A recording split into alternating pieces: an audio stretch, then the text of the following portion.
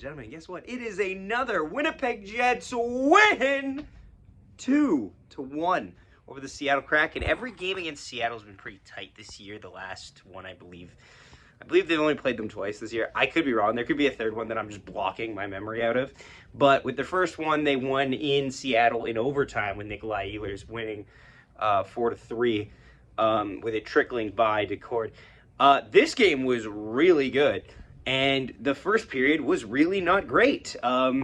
Seattle gets on the board first here. I missed this goal because I'm at work, but it's one of those things, like, not the best first period for the Winnipeg Jets. However, they pick up the pace. Oh boy, howdy hey, do they pick up the pace. This team has shown new life.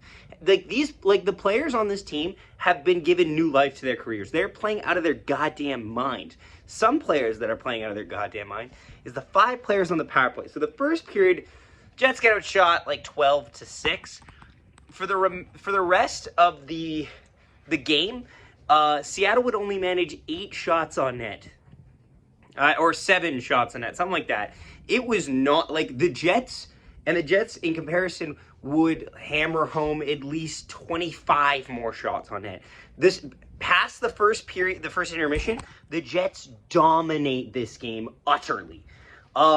Second period, they're putting pressure. By the way, Adam Lowry is the second seed tonight. Unexpectedly, really impressive, and this adds dimensions, as Darren Drieger said in the intermission. This adds layers to what the Winnipeg Jets can do at the deadline. The Jets have already just made a trade, Dmitry Kuzmin for Isaac Phillips, which in my opinion is a lateral move to move from a defenseman who is struggling to find time in the AHL to a guy who's actually got NHL experience in Isaac Phillips. I don't think he's going to play in the NHL this year, but I think that you at least have made improvements. Okay? There's a start. A low bar, but you're starting somewhere. Where do you go from here? You get depth. You get a big fish. Big fish. You get a big fish. I don't care what fish you get. Just make it a goddamn good big fish. Preferably on the offense and the defense. Because the defense, let's be honest, there's not a lot of options out there right now. There's like medium fishes. There's a Ryan Lindgren fish that I really want to catch, but there's not a lot of crazy stuff out there. But there's a couple fun fish on offense, which I think the Jets should take flyers out on. And Adam Lowry allowed them being a competent 2C. Granted, Seattle's not an amazingly good team, but being a competent 2C gives that opening for the Jets to then say, we have the top 2 centermen, our top 2 centermen, we can get a winger. We can just get whoever the best player on the market is. We don't need to focus specifically on up the middle centerman. You still can do it, but it gives you more flexibility.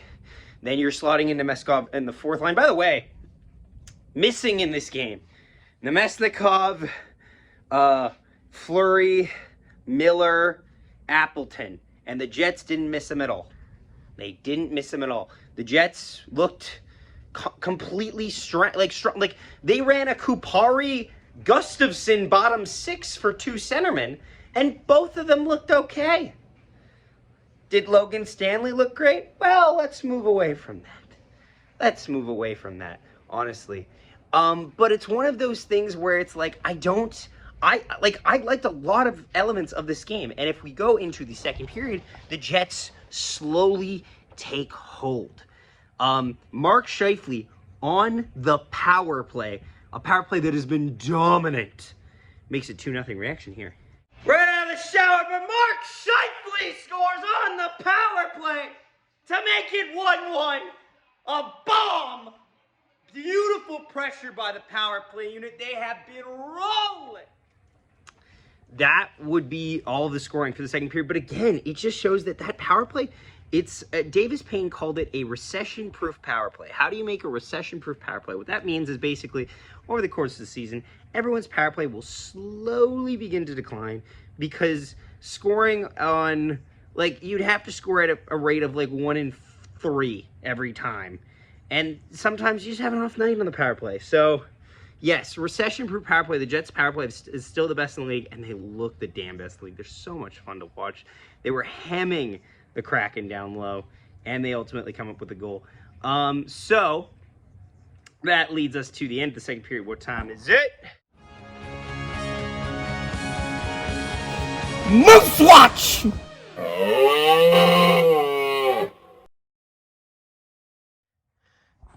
Moose Watch. So, Moose Watch is kind of just what we already know. I think the Moose are playing tonight, actually. So, or have an upcoming series with the Toronto Marlies, which you should definitely check out. But Jets have made a trade. They trade Dmitry Kuzmin for Isaac Phillips. Isaac Phillips is sent down to the Manitoba Moose. Dylan Coughlin's also sent down on a conditioning loan. Both players will be helpful to the Manitoba Moose because the Manitoba Moose defense sucks. It sucks. But the Moose have been riding a bit of a high lately. So it's going to be interesting to see how they play going up against the Toronto Marlies.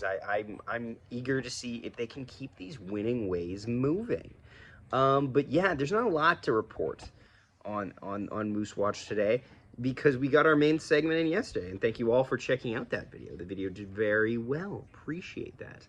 But yeah, that was Moose Watch. Let's go to the third period. And the Jets do not stop. They keep powering through. They keep pressuring. They keep pumping pucks on net. They could keep piling shots.